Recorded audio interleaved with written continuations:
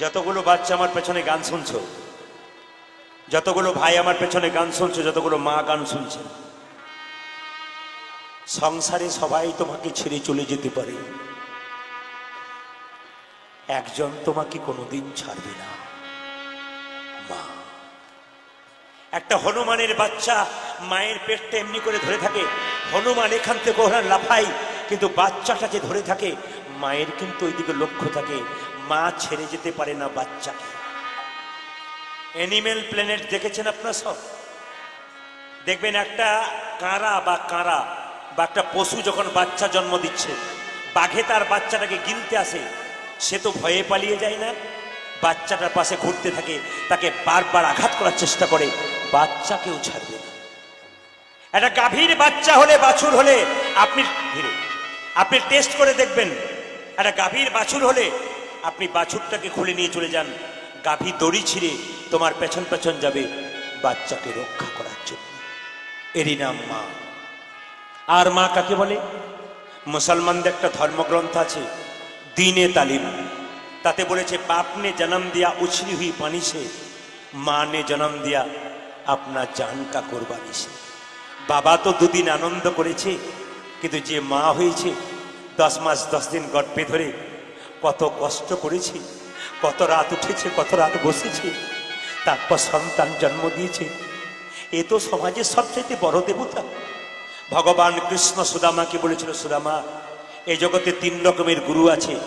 প্রথম গুরু পিতামাতা, যার থেকে জন্ম পেলি, সে যদি সেবা না পায়, কেঁদে বেড়ায়, তবে জীবনে কোনোদিনই কৃষ্ণ পাবি না। এই দিকে তাকাবেন, মা কাকে বলে? বাড়িতে বড় বড় মাছের পিস রান্না করেছে, সবার থালায় বড় বড় পিস দিয়ে যে নিজের থালাতে ছোট পিসটা নেয়, এরই নাম মা। সবাইকে খাবার দেওয়ার পর হাড়ির কোণে এইটুকু পড়ে থাকে, ওতেই শান্তি পেয়ে খায়, এর নাম মা। একবারও কারো কাছে প্রতিবাদ করে বলে না আমি আজকে আধ পেটা খেলাম, এই তো মা, এ তো আসল দেবী। কৃষ্ণকে ভজন করবার দরকার নাই, যদি দুটো দেবদেবীকে ভজন করো কৃষ্ণকে ডাকতে হবে না, কৃষ্ণ তোমার বাড়িতে আসবে যে তোমার বাবা মাকে ভজন করতে হবে। বাবা হলো সংসারের ছাদ, আর মা হলো খুঁটি। যদি ছাদ চলে যায় খুঁটি আটকে রাখে। আপনাদের কাছে নিবেদন রইল, কীর্তন যদি সমাজ শিক্ষা হয়, কীর্তন যদি চৈতন্য পরিবর্তন হয়, আপনাদের কাছে নিবেদন রইল, বৃদ্ধ বাবাগুলো বাড়িতে আছে, বৃদ্ধা মাগুলো আছে, ওদেরকে আগে ভালোবাসতে শেখো। আমার ছোট ছোট বোনগুলোর কাছে নিবেদন রইল, যারা রক্তের অহংকারে ক্ষমতার অপব্যবহার করছেন, বৃদ্ধ বৃদ্ধাকে দিচ্ছেন না, তাদের কাছে একটা কথাই বলবো, গাছ আগে না ফল আগে? জোরে বলুন, গাছ আগে না? এখন মুখে বলছেন গাছ আগে, কিন্তু ভেবে দেখুন, যাকে আপনি স্বামী রূপে পেয়েছেন একদিনে পান নাই। একজন তাকে বড় করেছে না খাইয়ে খাইয়ে, একজন তাকে পড়াশোনা করিয়েছে না নিজের না সুখী থেকে, তারপর তুমি তাকে পেয়েছো। তাকে পেয়ে তুমি অহংকারে মেতে থেকো না, যার জন্য তুমি তাকে পেলে তাকে আগে সেবা না করলে তোমার পাওয়াটা জীবনে বেকার হয়ে যাবে। তবে এও বলে রাখি, আজকে যদি কেউ বৃদ্ধ বৃদ্ধাকে কাঁদায়, একদিন তোমার ছেলে যখন বড় হবে, একবারে 100% গ্যারান্টি দিলাম, তোমাকেও ঘর থেকে ঘাত ধরে বের করবে, সেদিন তুমি বুঝবে আমি কি পাপ করেছিলাম। অনেকে মেয়েরা আমার সামনে বলে, বয়স্ক মায়েরা, বাবা প্রদীপ তুমি তো মায়ের কথা সবসময় বলো, এই তো আমার ছেলে ইঞ্জিনিয়ার ডাক্তার, আমি ভাত পাই না, দুটো ভাতের জন্য ঘুরে বেড়াই, ওরা ফ্ল্যাটে বাস করে, কি অন্যায় করেছিলাম তুমি বলো? আমি বললাম, আপনার পেছনের কথাটা ভেবেছেন কি? আপনার যিনি শ্বশুর শাশুড়ি ছিল তাকে আপনি দিয়েছিলেন? মাথা নিচু করে বসে থাকেন। আপনি দিলে পাবেন, আর না দিলে পাবেন কোথায়? আপনি ব্যাংকে দেবেন তবে তো সুদ পাবেন, আর দেবেন না তো আপনি সুদ পাবেন কোথায়? এই জন্য আপনাদের কাছে একটু বিচার করে বলি, একটা ছেলে যদি একটা বংশের প্রদীপ হয়, একটা মেয়ে কিন্তু দুটো বংশের প্রদীপ। একটা ছেলে একটা বংশকে আলো করে, একটা মেয়ে দুটো বংশকে আলো করে, বাবার বংশ, শ্বশুরের বংশ। কোন মেয়ে যদি সংসারে খারাপ ব্যবহার করে শ্বশুর বাড়িতে এসে, ওকে জেনে রাখা দরকার প্রদীপ পালে কথাটা।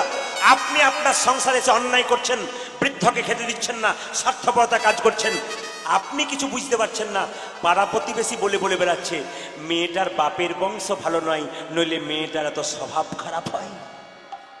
আপনার বাবার বদনাম কিন্তু আশেপাশে হচ্ছে। আর কোনো মেয়ে যদি সংসারে ভালো ব্যবহার করে, পেছন থেকে লোকে বলে মেয়েটার বাবার বংশ ভালো, নইলে মেয়ে এত ভালো হয়। আরে বাবা, আপনার বাচ্চা আপনার সঙ্গে দুষ্টুমি করে, আপনি থাপ্পড় মারেন, তারপর আবার কোলে নিয়ে খাওয়ান। বৃদ্ধ বৃদ্ধা দুটো কথা যদি আপনাকে বললো, শেষ পর্যায়ে বলছে, বলুক, তাকে আপনি দুটো বলুন বাচ্চাকে কোলে নেওয়ার মতো, ওদেরকে আবার দিন। কীর্তন যদি সমাজ পরিবর্তন হয়, কীর্তন যদি চৈতন্য পরিবর্তন হয়, তবে কীর্তন মন দিয়ে শুনবেন, ভেতরে নিয়ে যাবেন। মায়ের মতো আপন আর কেউ হয় না। একটা মায়ের পেটে 10 মাস 10 দিন বাচ্চার জায়গা হয়, সেই ছেলে বড় হয়ে পড়াশোনা করে কলকাতায় ফ্ল্যাট কেনে, মা বাবার একদিনের জন্য জায়গা হয়। মেয়েরা দেখবেন বাপের বাড়ি যায় না, কখন থেকে আমি বুঝিয়ে দিচ্ছি, যখন থেকে তার মা বাবা মারা যায়। দিদি, তুমি বাপের বাড়ি যাবে না? না, কেন? আমার মাটা নেই, বৃদ্ধ বাবাটা ছিল, সেও মরে গেছে। কার কাছে গিয়ে দাঁড়াবো দাদা? যে সম্মানটা পেতাম এখন সে সম্মান আমি পাই না। আর মা কাকে বলে? এইদিকে দুর্গার অষ্টমীতে পুষ্পাঞ্জলি দিতে যাচ্ছেন, উপবাস করে নতুন কাপড় পরে, আগে তাকিয়ে দেখেছেন?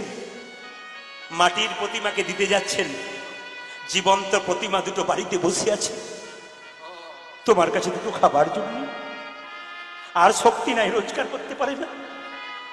আগে সেই দেবী দুটোকে দিয়েছেন, ওদেরকে দিন জীবন্ত অবস্থায়, তবে মাটির প্রতিমাকে দেবেন। মা দুর্গা যেন বলতে চাইছে, মাটির প্রতিমা পুজিস রে তুই, আগে ঘরের মাকে পুজবি, মায়ের মতো আপনার কেউ হয় না। আচ্ছা, আপনাদের কাছে আমার একটা জানার বিষয় আছে, আমি জানি আপনাদের জিজ্ঞেস করছি, মানুষ মরে গেলে দেহটা মরে না আত্মা মরে? একজন হাত তুলে বলুন। দেহ মরে না? বাহ, ভেরি গুড। দেহ মরে না আত্মা মরে? মা, দেহটা মরে, আত্মা মরে না। আত্মা রোদে শুকায় না, জলে ভেজে না, কোনো অস্ত্র দিয়ে কাটা যায় না, আত্মা ক্ষুদ্র জিনিস। একটু জেনে নিন আপনারা, মানুষ মরে যাবার পর আত্মা মরে যায় না, দেহটা মরে। শাস্ত্র বলল, বাসাংসি জিন্নানি যথা বিহায় নবানি ঘিন্নাতি নরহ পরাণী তথা শরীরানি বিহায় জিন্নানি সংজাতি নবানি দেবী। সংস্কৃত কথা বুঝতে পারেন না, সহজ করে বলে দিই, যে কাপড়টা আমি পরেছি, যে কাপড়টা আপনারা পরেছেন, ওটা জীর্ণ হয়ে গেলে, ময়লা হয়ে গেলে আপনি পুরনো কাপড় ত্যাগ করে নতুন কাপড় পরেন। শাস্ত্র বলল, যে দেহ জীর্ণ হয়ে যায় সেই দেহ ত্যাগ করে আত্মা নতুন দেহে যায়।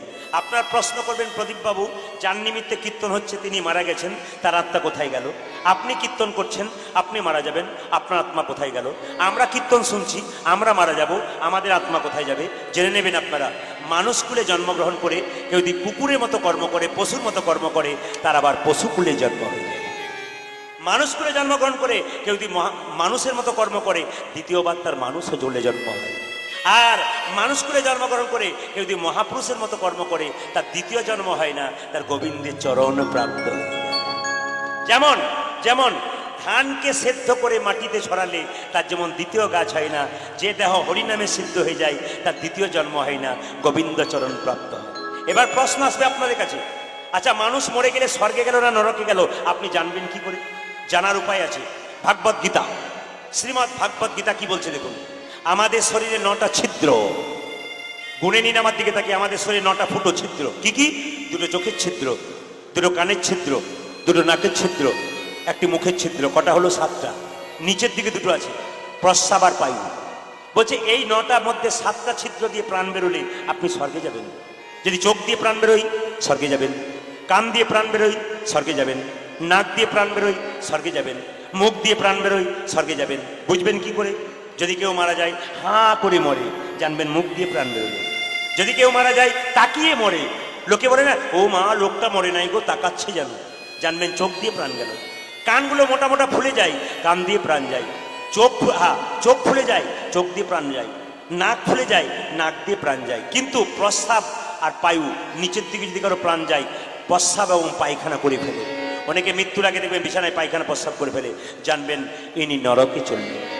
অনেকে দেখবেন চমকে চমকে ওঠে, ভয় খেয়ে খেয়ে ওঠে মৃত্যুর আগে, কি হলো তোমার, কে যেন ভয় খাওয়াচ্ছে আমাকে। তার মানে এত পাপ করেছে, এত পাপ করেছে, যমরাজা বলছে তাড়াতাড়ি চল তোকে নিয়ে যাব, কিন্তু মায়া ত্যাগ করতে পারছে না, ভয়ে ভয়ে চমকে উঠছে। এইবার জেনে নিন আপনার মৃত্যুর পর আপনি স্বর্গে যাচ্ছেন না নরকে যাচ্ছেন। ডাক্তার পঞ্চানন ভট্টাচার্য জগত আমি একটা বই লিখেছেন, তাতে পরিষ্কার করে বলেছেন আপনার মৃত্যুর পর আপনি স্বর্গে যাচ্ছেন নরকে যাচ্ছেন একটা কারণে বুঝতে পারবেন। কি কারণে জেনে নিন আপনারা। এই গ্রাম থেকে কেউ যদি মারা যায়, বলো হরি হরি বল বলে শ্মশান ঘাটে নিয়ে যায়, তখন যদি লোকে বলে আহ লোকটা খুব ভালো লোক ছিল গো, জানবেন ইনি যাচ্ছেন স্বর্গে। আর আপনার মৃত্যুর পর যদি বলে এ লোক খুব বদমাইশ ছিল, খুব দুষ্ট লোক ছিল, গ্রাম ছেড়ে গেল ভালো হলো, জানবেন ইনি যাচ্ছেন নরকে। আর কি করে বুঝবেন? মৃত্যুর সময় কারো মুখ যদি বিকৃত হয়ে যায়, বিভৎস হয়ে যায়, মায়েরা বলেন না মরাটা দেখে এলাম ভয় খেয়ে গেলাম গো, 4 দিন ঘুম হয় নাই, জানবেন ইনি নরকে যাচ্ছেন। আর কারো মৃত্যু মুখ দেখে এসে অনেকে বলে বাবা যেন মরে নাই গো, ঘুমাচ্ছে, জানবেন ইনি যাচ্ছেন স্বর্গে। জন্ম হোক যথাতথা, কর্ম যেন ভালো হয়। দান করছেন মহারাজ নৌজ, শব্দ করবেন না মায়েরা। আচ্ছা দ্রৌপদী কাপড় পেয়েছিল না পায়নি জোরে বলুন? দ্রৌপদীর বস্ত্রহরণের সময় দ্রৌপদী কাপড় জোগাড় পেয়েছিল না পাই নাই জোরে বলুন? আচ্ছা আচ্ছা কেউ বলতে পারবেন দ্রৌপদী কাপড়টা পেল কেন, কি কর্ম করেছিল যার জন্য কাপড় পেল? আপনারা সেই কর্ম করবেন, জেনে নিন। দ্রৌপদী একদিন গঙ্গায় স্নান করতে গেছে, একজন মুনি, বয়স্ক মুনি গঙ্গা জলে স্নান করছে। তো দ্রৌপদী বলল মুনিবর তুমি যে জলের মধ্যে স্নান করছো, আমি তো 1 ঘন্টা দাঁড়িয়ে আছি, তুমি উঠছো না কেন? তুমি না উঠলে তো আমি স্নান করতে পারবো না। সঙ্গে সঙ্গে মুনি বলল মা যে কাপড়টা পরে আমি জলে স্নান করতে নেমেছিলাম ওই কাপড়টা জলে ভেসে চলে গেছে, তুমি তোমার কাপড়ে কিছুটা অংশ কেটে যদি আমাকে দান করতে পারো আমি তোমাকে আশীর্বাদ করে দেবো। দ্রৌপদী কি করেছিল? এইদিকে মায়েরা নিজের কাপড়ের অংশটা টুকরো করে কেটে মুনিকে দিয়েছিল। মুনি লজ্জা নিবারণ করে পারে উঠে বলল মা এই যে তুমি এইটুকু কাপড় দিলে, একদিন এই কাপড় তুমি অনেক করে পাবে। পেয়েছিল কোনদিন? দ্রৌপদীর বস্ত্র হরণের দিন। আর দ্রৌপদী কাপড় পেল কেন? আর একটা তত্ত্ব আছে। কৃষ্ণের পিসির ছেলের নাম ছিল শিশুপাল। যারা জ্ঞানবান আছেন কীর্তন শোনেন তারা শুনেন। কৃষ্ণের পিসির ছেলের নাম ছিল শিশুপাল। তো শিশুপালের যখন জন্ম হয়েছিল তখন 3টে চোখ আর 4টা হাত হয়েছিল। আপনাদের এই মির্জাপুরে যদি কোনো মেয়ের একটা বাচ্চা হয়, তার 3টে চোখ 4টা হাত হয়, আপনারা সবাই দেখতে যাবেন না? সব তো দলে দলে যাবেন। তো শিশুপালের মা যখন শিশুপালকে জন্ম দিল 3টে চোখ 4টা হাত, তার মা মনে মনে ভাবলো এ তো সন্তান নয়, রাক্ষস জন্ম দিলাম। রাত্রি অন্ধকারে গভীরে তাকে জঙ্গলে ফেলতে গেল ওই শিশুপালকে তার মা। আকাশবাণী হলো মা তোমার ছেলেকে তুমি বাড়ি ফিরিয়ে নিয়ে যাও, তোমার ছেলেকে সবাই দেখতে আসবে, এমন একজন দেখতে আসবে যে দেখার সঙ্গে সঙ্গে তোমার ছেলের একটা চোখ আর 2টো হাত খসে পড়বে, জানবে তারই হাতে তোমার ছেলের মৃত্যু হবে। ও মাইরা শিশুপালের জন্ম হলো, সবাই দেখতে গেল, দাদা বলরাম গেল, তার পেছন পেছন কৃষ্ণ গেল। সবাই যখন গেল তখন কিছু হলো না। কৃষ্ণ চোখ ওঠাতে পা দিয়েছে, শিশুপালকে তাকিয়ে বলল শিশুপাল। যেই না শিশুপালের দিকে তাকিয়েছে একটা চোখ আর 2টো হাত খসে পড়ল। শিশুপালের মা বুঝতে পেরে গেল কৃষ্ণের হাতেই শিশুপালের মৃত্যু হবে। কৃষ্ণকে আড়ালে ডেকে বলল কৃষ্ণ কি হলো পিসিমা? আমি তোর কে? পিসি। এই ছেলেটা তোর কে? আমার ভাই। কথা দে কৃষ্ণ, শত অপরাধ করলে ছেড়ে দিবি? শত অপরাধ করলে ক্ষমা করে দিবি? কৃষ্ণ বলল পিসিমা আইন যেমন আছে ফাঁক তেমন আছে, শত অপরাধ করলে ছাড়বো, 101 হলে কিন্তু ছেড়ে দেবো। যুধিষ্ঠির মহারাজ রাজসযজ্ঞ করলেন, সবাইকে আহ্বান করলেন, কৃষ্ণকে সভাপতি করলেন, সবাই মেনে নিলে একজন মানল না। শিশুপাল চিৎকার করে বলল কে লম্পট, ব্রজগোপীদের বসন চুরি করে চোর, ব্রজগোপীদের ননি চুরি করে চোর। ভগবান বলছে তুই বলে যা বলে যা, তোর তো 100টা বলার কথা, তারপর দেখ আমি কি বলি। যখন 101 হয়ে গেছে কৃষ্ণ সুদর্শন চক্র দিয়ে শিশুপালের মস্তক ছেদন করলেন। সেই সময় সুদর্শন চক্রের আঘাতে কৃষ্ণের আঙুলটা কেটে গিয়েছিল। সামনে দাঁড়িয়ে ছিল দ্রৌপদী, নিজের কাপড়টা টুকরো করে কৃষ্ণের আঙুলে বেঁধে দিল। কৃষ্ণ বলল, এই যে দ্রৌপদী, তুমি এইটুকু কাপড় দিলে, এই কাপড় তুমি একদিন অনেক করে পাবে। এই জন্য আপনাদের সবাইকে আমার নিবেদন রইল, যেখানে সেখানে ভগবান আপনাকে দিয়েছে, একটু দান করুন। মহাপ্রভু একটা সুন্দর দানের কথা বলেছেন, যে কোনো মানুষ যদি দিনে 100 টাকা রোজগার করে, মানে প্রতি 100 টাকাতে, আপনি 500 টাকা করেন, হিসাব করুন, প্রতি 100 টাকাতে 60 টাকা 60 রুপিস সংসারের জন্য খরচ করো। আর 20টা টাকা ব্যাংকে জমা দাও ভবিষ্যতের জন্য। ধরুন আপনি 500 টাকা রোজগার করেন, তাহলে 5 × 6 = 30, 300 টাকা সংসারে রোজগার করুন দিন। আর বাকি যে টাকাটা রয়েছে 200 টাকা, তার মধ্যে 100 টাকা ভবিষ্যতের জন্য রাখুন। আর 100 টাকার মধ্যে, মানে যদি 100 টাকায় 20 টাকা ধরা যায়, 20 টাকার মধ্যে 5 টাকা দান করুন, আর 5 টাকা জমা করে রাখুন ভবিষ্যতে মায়াপুর, নবদ্বীপ, বৃন্দাবন, গয়াকাশী যাবার জন্য। কিন্তু সবচাইতে লজ্জার ব্যাপার, 100 টাকা ইনকাম করলে 20 টাকা সিগারেটের পেছনে খরচ করে দেয়, তবু ভগবানের পেছনে 5 টাকা খরচ করে। এইটা আমাদের সবচেয়ে দুঃখের ব্যাপার। দান আপনাদের করতে হবে।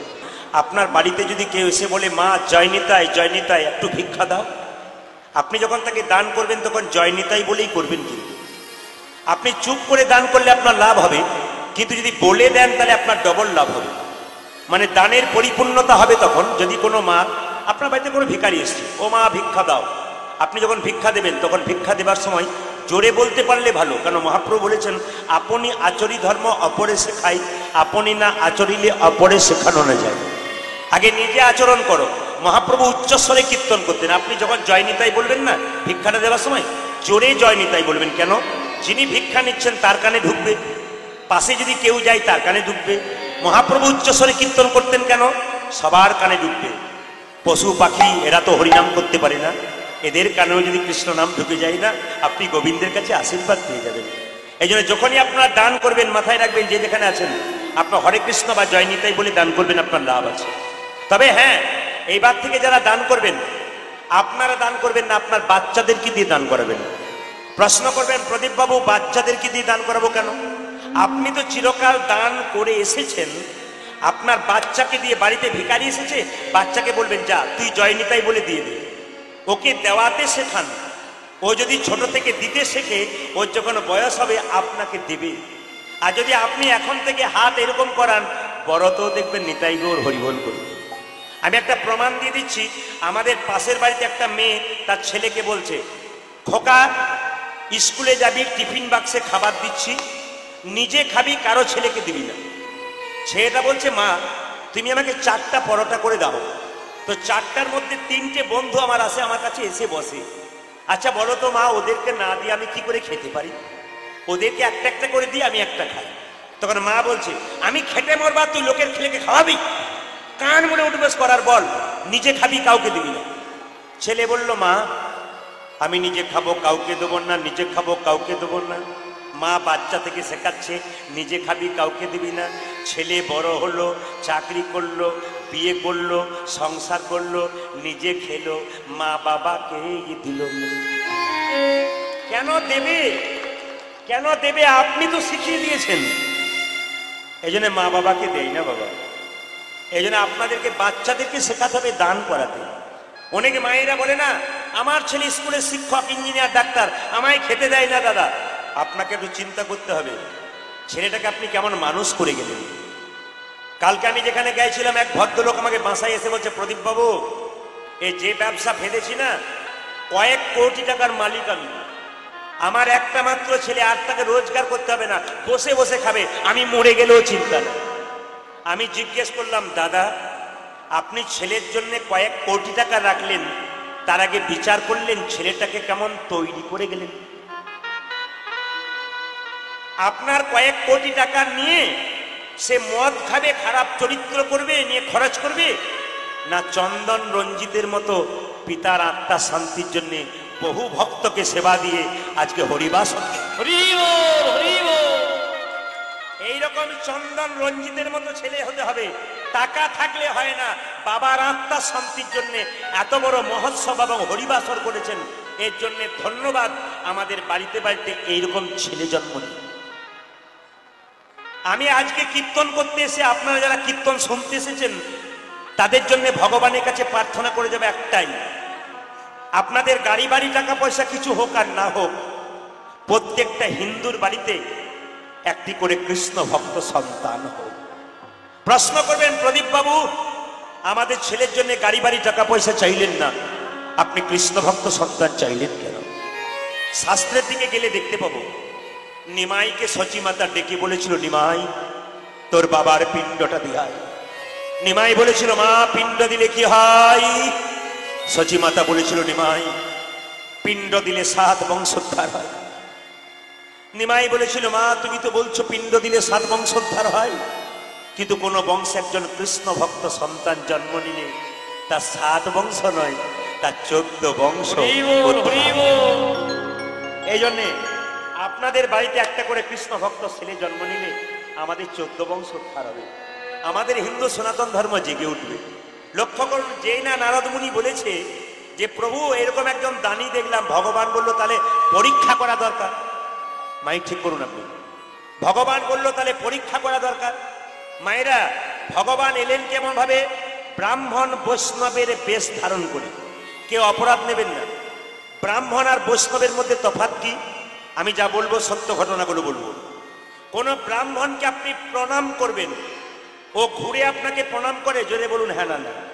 কিন্তু কোন বৈষ্ণবকে আপনি প্রণাম করবেন, ও ঘুরে আবার মাথা নিচু করে প্রণাম জানাবে। এই জন্য ব্রাহ্মণ হয়ে যদি কেউ বৈষ্ণব হতে পারে তার তো লাভ বেশি হতে পারে। তা ভগবান কি করলেন? বামন রূপ, মানে এইটুকু বাচ্চা রূপ ধারণ করলেন, ব্রাহ্মণ বৈষ্ণবের বেশ ধারণ করে চলল কোথায়? নহুষ রাজার কাছে পরীক্ষা করতে, এ কত বড় দানি তাই দেখব। আপনি যখন ভক্ত বনে যাবেন, ভগবান তখন আপনার দিকে তাকাবে, কেন এ কেমন ভক্ত, বা পরীক্ষা করে দরকার। অঙ্গে নামা বলি, এই যে মায়েরা কি করলো? কি করলো? কন্ধে ভিক্ষার ঝুলি নিয়ে অঙ্গে নামা বলি চললো কোথায়? ভগবান নহুষের কাছে। কন্ধে ভিক্ষার ঝুলি অঙ্গে নামা বলি, কন্ধে ভিক্ষার ঝুলি অঙ্গে নামা বলি, কন্ধে ভিক্ষার ঝুলি।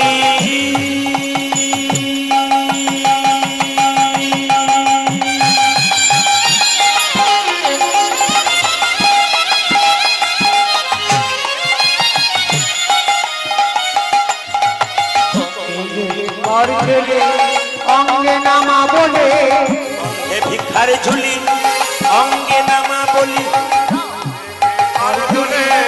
অঙ্গে নামা বলে,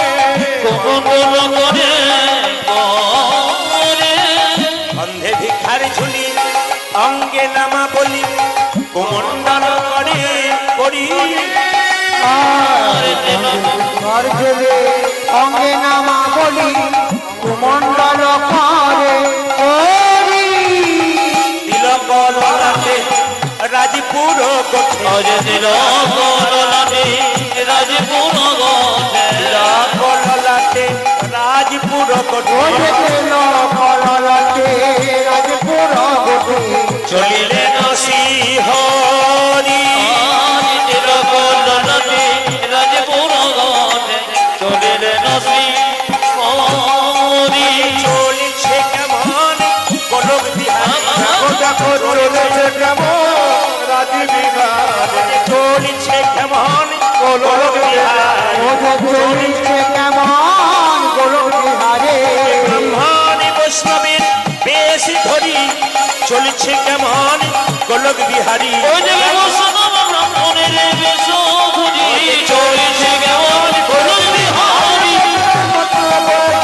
চলিছে কেমন গোলক বিহারী, চলিছে কেমন গোলক বিহারী, চলেছে কেমন গোলক বিহারে।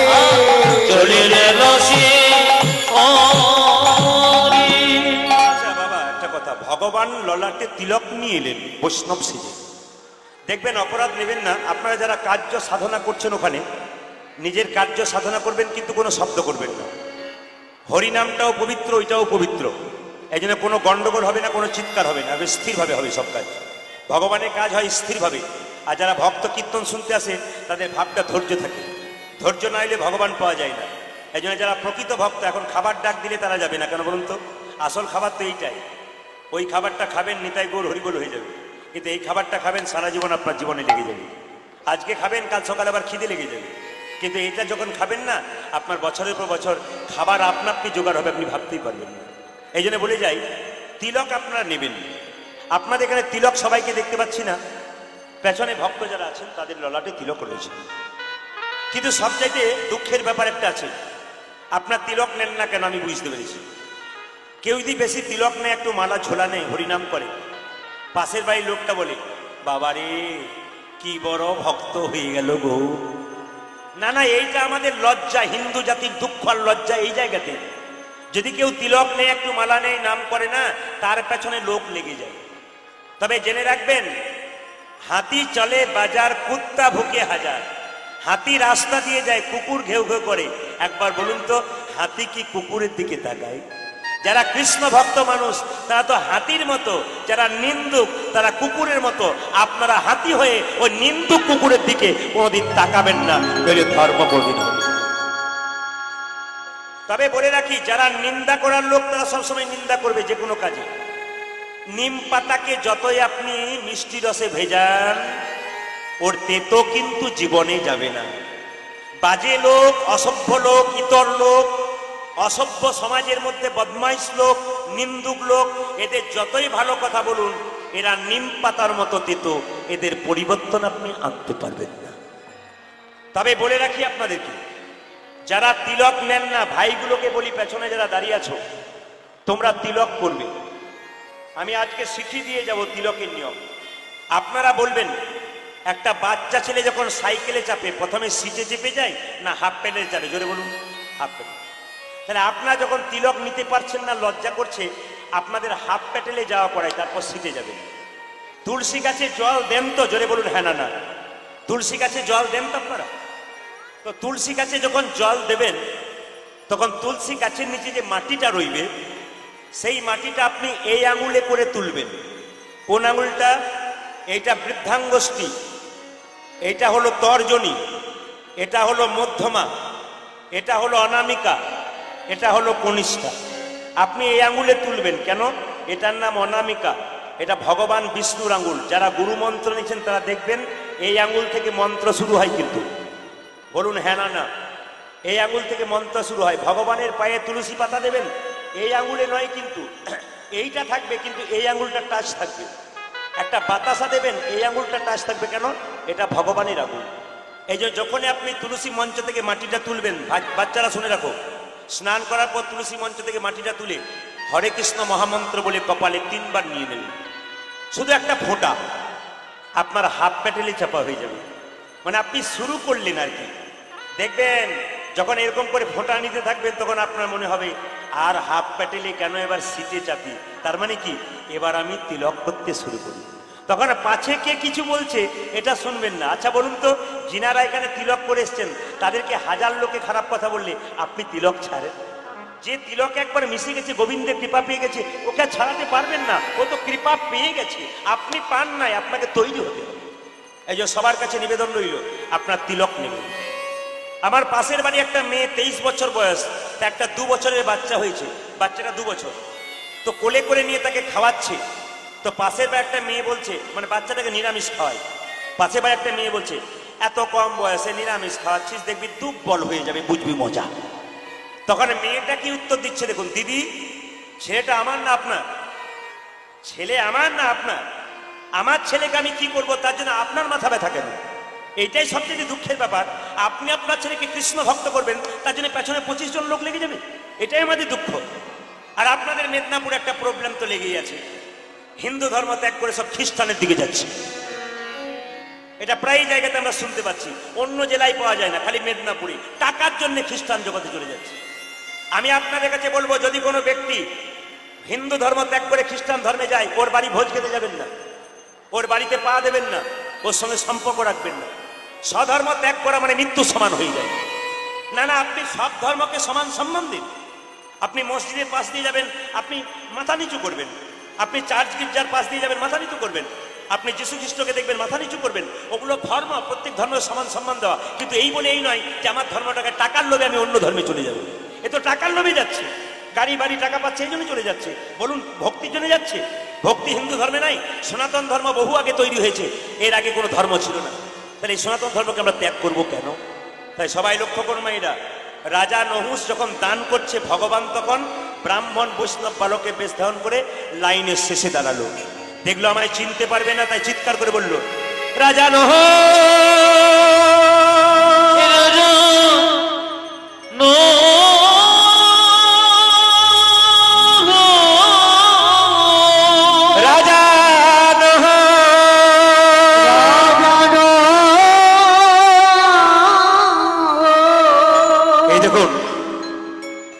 নহুষ চিৎকার করে বলছে, কে ডাকে আমার,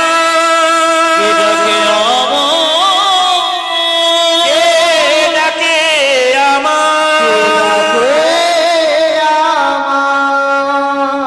রাজা নহুষ দান করতে করতে চমকে উঠল, কে তুমি? সবাই আমায় রাজা বলে, আমার মন জুড়াই তো প্রাণ জুড়াই না, প্রাণ জুড়াই তো হৃদয় জুড়াই না। আজ তুমি কে গো, এমন করে আমায় ডাকলে? রাজা নহুষ বললে, আমার হৃদয় মন সব জুড়িয়ে গেল, তুমি কি চাও? কে তুমি? তোমাকে দেখে আমার এত ভক্তি জন্মাচ্ছে কেন? তোমাকে দেখে আমার সব কিছু দিতে ইচ্ছা করছে কেন? আমার মনে হচ্ছে আমার সম্পত্তি গাড়ি বাড়ি কিছু নয়, আমি তোমার চরণে সব সঁপে দিতে চাই। স্বয়ং ভগবান এলে তো মানুষের এই অবস্থায়। সঙ্গে সঙ্গে বলল, বলো তুমি কি চাও? ব্রাহ্মণ বেশ ধারণ করে ভগবান বললেন, আমি তোমার কাছে 3 হাত জায়গা চাই। ভগবান কি চাইলো দেখুন, আমি তোমার কাছে 3 হাত জায়গা চাই। সঙ্গে সঙ্গে ব্রাহ্মণকে বলে উঠলো নহুষ রাজা, 3 হাত ভূমি চাইছো কেন? তুমি 3 একর চাও, আমি তোমাকে সব দিয়ে দেবো না।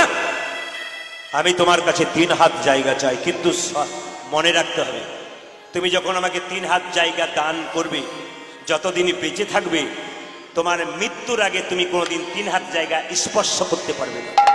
যদি ভুলবশত স্পর্শ করে দাও, তবে মৃত্যুর পরে তোমার আত্মার মুক্তি হবে না, মুক্তি হবে না, মুক্তি হবে না।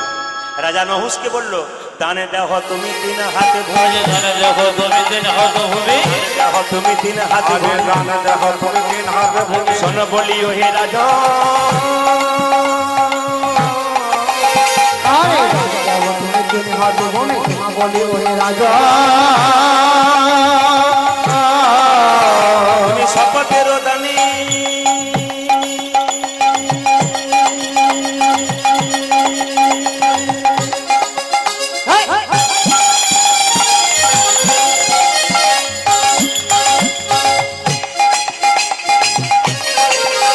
তুমি শপথের দানি,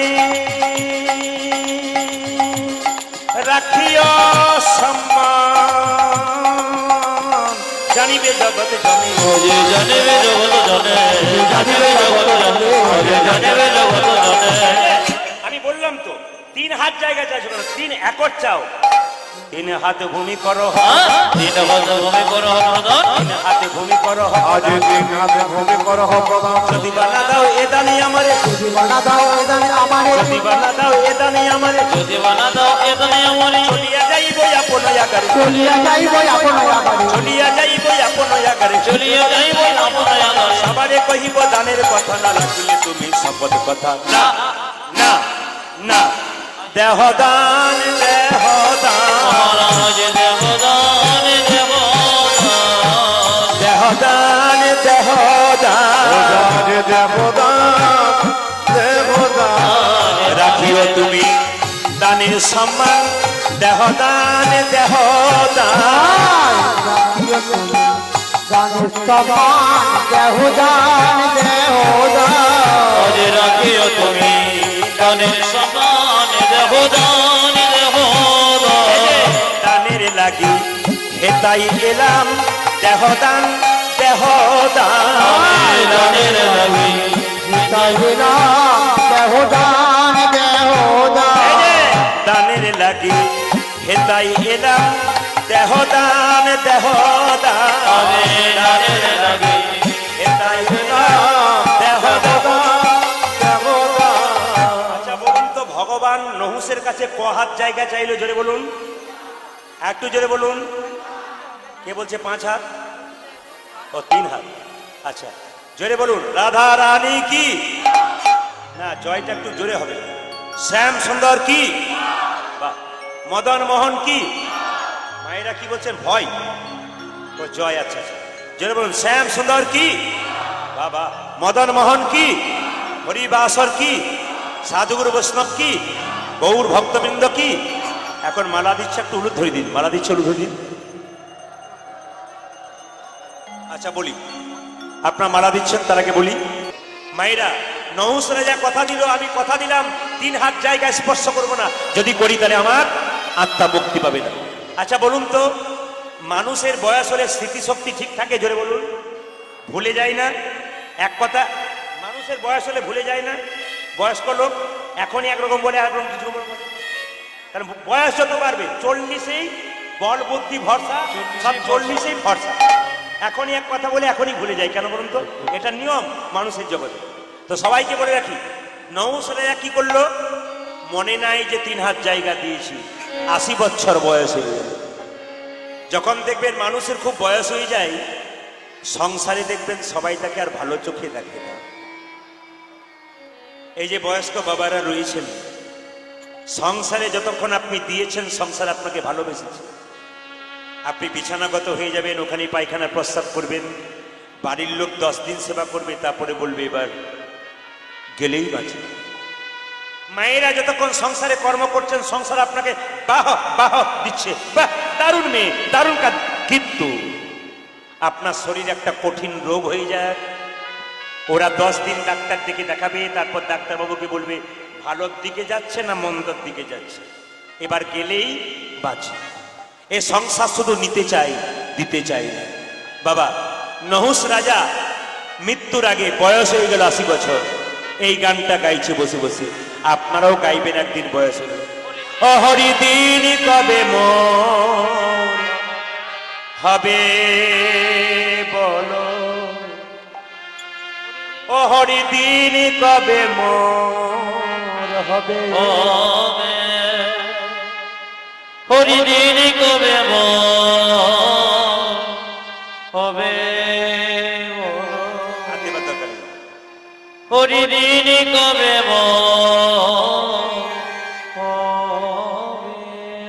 সংসারে আপনাকে যখন কেউ ভালোবাসবে না, তখন আপনি নিজেই বলবেন গোবিন্দ এবার তুলে নাও, আর পারি না। নহুষ রাজার বয়স হয়ে গেল, কানে শুনতে পাই না, চোখে দেখতে পাই না। এইদিকে সবাই মিলে তখন নহুষ রাজা গাইছে, হরি দিন কবে মোর হবে বলো, হরি দিন কবে মোর হবে, হরি দিন। একটা নিবেদন আছে, আসলে মানে কীর্তনের জায়গাতে আপনারা বসেছেন কীর্তন শোনার জন্য। 1 বছর আগে আমাদের সঙ্গে কন্ট্যাক্ট করতে হয়, তারপর পাওয়া যায়। যারা গত বছর থেকে করেছে তারা এই বছর পেয়েছে। আগামী জ্যৈষ্ঠ মাস থেকে যারা নাম লেখাবে তারা পরের বছর পাবে।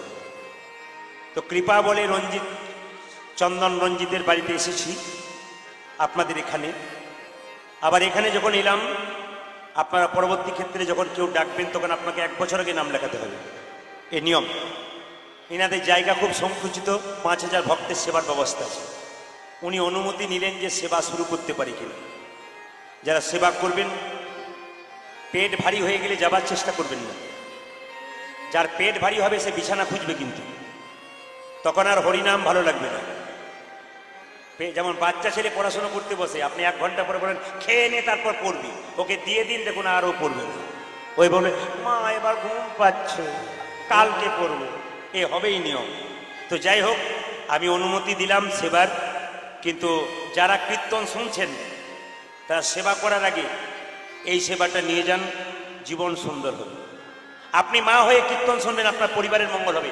আপনি বাবা হয়েছেন, একদিন দেখবেন আপনার পুত্র কৃষ্ণ ভক্ত হবে, আপনি সেদিন বুঝবেন আমি আজকে হরিবাসর হরিনাম শুনেছি বলে আমার ছেলেও কৃষ্ণ ভক্ত হবে। আপনার গর্ব হবে, আমার ছেলে চোর নয়, ডাকাত নয়, একজন কৃষ্ণ ভক্ত হতে পেরেছে। এটা কিন্তু সবচাইতে বড় কথা। এই জন্য আপনাদের কাছে নিবেদন, এই গানটি শুনবেন, নহুষ রাজা গাইছে, ও হরি দিন কবে মোর হবে বলো, হরি দিন কবে মোর হবে, আমি আশায় আশায় বসে রইলাম, তোমার দেখা পাবো কবে বলো? দিন কবে হবে বলো, দিন কবে হবে। আজকে কম বয়সে যে আপনারা আছেন, যেদিন বয়স হবে সেদিন কিন্তু এই গানটা গাইতে হবে। নৌস রাজা গাইছে, আসা যাওয়া ভবের মাঝে প্রভু তোমায় ডাকা হলো না, যা চাইব বলে ভেবেছিলাম চাওয়া হলো না। হরি দিন কবে রে হবে হরে, দিন কবে হবে। জেনে নিন, সবচাইতে ভালো লাগে কি জানেন? আমাদের আসলে যেখানে আমি যাই, কম বয়সের ছেলেগুলো যেমন এখানে দাঁড়িয়ে আছে, একজন আমাকে বলছেন, প্রদীপবাবু কীর্তন জগতে একটা আলোড়ন হলো এই কারণে, অন্য কীর্তনিয়া কীর্তন গান গাইলে বয়স্ক লোক শোনে, বাচ্চারা শোনে না। আর আপনি যেখানে যান কত কত বাচ্চার ঢল মেরে যায়। এরা কি পায়, এরা কি বোঝে, এরাও এর ভেতরে ঢুকে গেছে কিছু। বলে আমার ছোট্ট বাচ্চাটা গান শুনে ঘুমায়, আবার গান শুনে জেগে উঠে। ঈশ্বরের কৃপা, আপনার আশীর্বাদ করুন। আসা যাওয়া ভবের মাঝে প্রভু তোমায় ডাকা হলো না, যা চাইব বলে ভেবেছিলাম চাওয়া হলো না। ওরে দিন কবে রে হবে বলো, দিন কবে এইদিকে মায়ের পেটে যখন বাচ্চা থাকে, জোরে বলবেন আপনারা, মাথা নিচের দিকে থাকে না উপর দিকে থাকে? জোরে বলুন। মায়ের পেটে বাচ্চা থাকে মাথা নিচের দিকে না উপর দিকে? বলে আমরা কি ক্যামেরা করে দেখতে গেছি? মাথা নিচের দিকে, পা উপর দিকে, মা বাচ্চা পেটে থাকে। একটা মলমূত্রে পরিপূর্ণ জায়গা আমরা সবাই ছিলাম মায়ের পেটে, মাথা নিচের দিকে, পা উপর দিকে করে। ভগবানকে ডেকেছিলাম, হে গোবিন্দ এবার পৃথিবীতে নিয়ে চলো, তোমার নাম করে দিন কাটাবো। যখনই দেখবেন মায়ের কোলে এলাম, তখন দেখবেন আমরা টুহা টুহা টুহা বলে কাঁদলাম। মা বলল, সোনা আমার, মানিক আমার, ধন আমার। ওই যে মায়ের মায়ায় পড়ে গেলাম, ভগবানকে ভুলে গেলাম। 7 মাস বয়সে মায়েরা মেয়েদেরকে সাধ খাওয়াতে যান কেন? 7 মাস বয়সে কৃষ্ণ গর্ভের মধ্যে সবাইকে দেখা দেয়। যারা যারা জন্ম নিয়েছেন ইতিপূর্বে, মায়ের গর্ভে 7 মাস বয়সে কৃষ্ণ দেখা দেয়। ওই জন্য 7 মাস বয়সে সাধ খাওয়াতে গেলে নিরামিষ খাওয়াতে হয়। আমরা কি করি? 7 মাস বয়সে বাচ্চা থাকলে মেয়েদেরকে ছাগলের মাংস খাওয়াই, আর বাচ্চা যখন জন্ম নেয় ছাগলের মতোই হয়, দেখতে ছাগলের মতো নয়, স্বভাবটা ছাগলের মতো। আবার দেখবেন 7 মাস বয়সে নিয়ম হচ্ছে, 7 মাস বয়সে মায়েরা জেনে নিন, এগুলো করবেন, জীবন সুন্দর হবে, আপনার কৃষ্ণ ভক্ত সন্তান পাবেন। আপনি প্রথম থেকে শেষ পর্যন্ত আমিষ খেলেন, পেটে বাচ্চা থাকলো, আপনি দুর্বল হয়ে যাচ্ছেন, আপনি সব খান, কিন্তু 7 মাস বয়সে 30টা দিন আপনি নিরামিষ খান। ওই 7 মাস বয়সে কৃষ্ণ গর্ভের মধ্যে দেখা দেয়, সেই সময় নিরামিষ প্রসাদ নিয়ে গেলে আপনার কৃষ্ণ ভক্ত সন্তান আমি জানি, এটা মাথায় রাখবেন। কিন্তু সবচাইতে দুঃখের ব্যাপার, সবচাইতে দুঃখের ব্যাপার, আপনাদের এলাকাতে হয় না, আমাদের এলাকাতে মেয়েদের 7 মাসে পেটে বাচ্চা থাকলে ফুচকার দোকানে ফুচকা খায়, আর যে মেয়ে যত ফুচকা খায় তার তত ফচকে ছেলের জন্ম। এই জন্য হিন্দু সনাতন ধর্মে দেখবেন বেশিরভাগ ফচকে ছেলের জন্ম হচ্ছে। কেন? কীর্তন হচ্ছে আর পাশে মোবাইল বাজাচ্ছে, কীর্তন হচ্ছে পাশে গল্প করছে, হরিনাম। না না, এখন পরিবর্তন হয়ে গেছে। এই জন্য 7 মাস বয়সে সবাই ভগবানকে কথা দিয়েছিলাম তোমার নাম করব, কথা দিয়ে কথা রাখতে পারলাম না বলেই আমাদের এই দুর্দশা হয়ে গেল। মায়েরা যেই না নহুস রাজাই গানটা গাইছে, গাইতে গাইতে 3 হাত জায়গা দান করেছিল, ওই 3 হাত জায়গাতে হঠাৎ আছাড় খেয়ে পড়ল। ও বুঝতেই পারলো না আমি ভগবানকে দান করেছি। আকাশবাণী হলো, রাজা নহ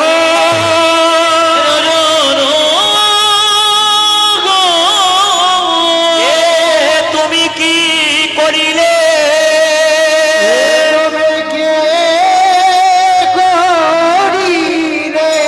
রাজা তুমি কথা দিয়েছিলে 3 হাত জায়গায় স্পর্শ করবো না, আজকে কথা দিয়ে কথা রাখতে পারলে না, তোমাকে অভিশাপ দিলাম, তোমার মৃত্যুর পরে তোমার আত্মা মুক্তি পাবে না, আত্মা মুক্তি পাবে না, আত্মা মুক্তি পাবে না। সমেত ভক্তমণ্ডলী, ভক্তিমতী ভাইরা, যদি ভেতরে কোনো দুঃখ যন্ত্রণা থাকে, অনেক মেয়েরা দেখবেন মায়েরা বিষ খায়, অনেক মেয়েরা দেখবেন, ছেলেরা দেখবেন গলায় দড়ি নেই। আমার ছোট ছোট বাচ্চাগুলোকে বলবো, জীবনে কোনোদিন যদি দুর্দশা আসে তোমরা নিজেকে ভেঙে পড়বে না, ভগবানকে স্মরণ করবে, গোবিন্দ কৃপাময় তোমাকে কৃপা করবে। মায়েদের মনে কোনো দুঃখ থাকলে, বাবাদের মনে কোনো দুঃখ থাকলে আপনার দু জায়গায় যাবেন, একটা গুরুচরণে, একটি গোবিন্দ চরণে। আপনার মনের দুঃখ কথা পাড়া প্রতিবেশীকে বলবেন না, ও আরো 5 জনকে বলে দুঃখ ছড়িয়ে দেবে। আপনার ভেতরে কোনো দুঃখ যন্ত্রণা থাকতেই পারে, আপনি দু জায়গায় বলবেন, একটা গুরুচরণে, একটা গোবিন্দের চরণে। গুরু হলো বাবার মতো, তাকে বলবেন, সে আপনার সমাধান করবার চেষ্টা করবে। যদি গুরুকে কাছে না পাই, গোবিন্দের মন্দিরে কেঁদে কেঁদে ভগবানের চরণে 2 ফোঁটা চোখের জল দেবেন, দেখবেন ভগবানের কৃপাময় আপনার সব সমস্যার সমাধান করবে। আমরা বিশ্বাস করতে পারি না ভগবানকে, এই জন্য আমরা বিপদের পথে যাই। আমরা বিশ্বাস করতে পারি না ভগবানকে, এই জন্য আমাদের কম বয়সে ছেলেরা আত্মহত্যার পরে যায়। ভগবানকে বিশ্বাস করতে শেখান বাচ্চা থেকে, দেখবেন বড় হলে কৃষ্ণ ভক্ত। লক্ষ্য করুন, নহুষ রাজা কেঁদে কেঁদে বলছে, আচ্ছা তুমি যে আকাশবাণী করলে আমার মৃত্যুর পরে আত্মা শান্তি পাবে না, আমাকে বলে দাও কি করলে আমার আত্মার মুক্তি পাবে। সঙ্গে সঙ্গে আকাশবাণী হলো, নহুষ তুমি মুক্তি পাবে মৃত্যুকাল পরে, তোমার এমন পুত্র যদি নরমে যোগ্য করে, নহুষ তুমি মুক্তি পাবে মৃত্যুকাল পরে,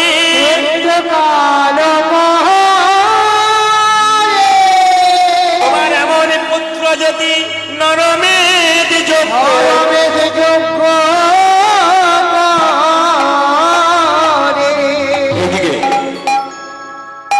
এখনকার বাবার সঙ্গে ছেলের সম্পর্ক নাই। কেন নাই? যতগুলো বাবা হয়েছেন তারা কম বয়সে বাচ্চাদেরকে টেনে টেনে নিয়ে যাচ্ছেন, তাদের ভুলে যায়। এখন কেন বাবার সঙ্গে বাচ্চার সম্পর্ক নাই? একটু রিভাবটা কমাবেন আমার। এখন কেন বাচ্চার সঙ্গে বাবার সম্পর্ক নাই, মায়েরা জেনে নিন। বাচ্চার, রামকৃষ্ণ দেব বলল, বাচ্চার মনটা কচি বাঁশের মতো, আপনি যেদিকে বাঁকাবেন সেদিকে বাঁকবে। বাঁশ মোটা হলে কিন্তু, আর জোরে বলুন, বাঁশ মোটা হলে বাঁকবে না।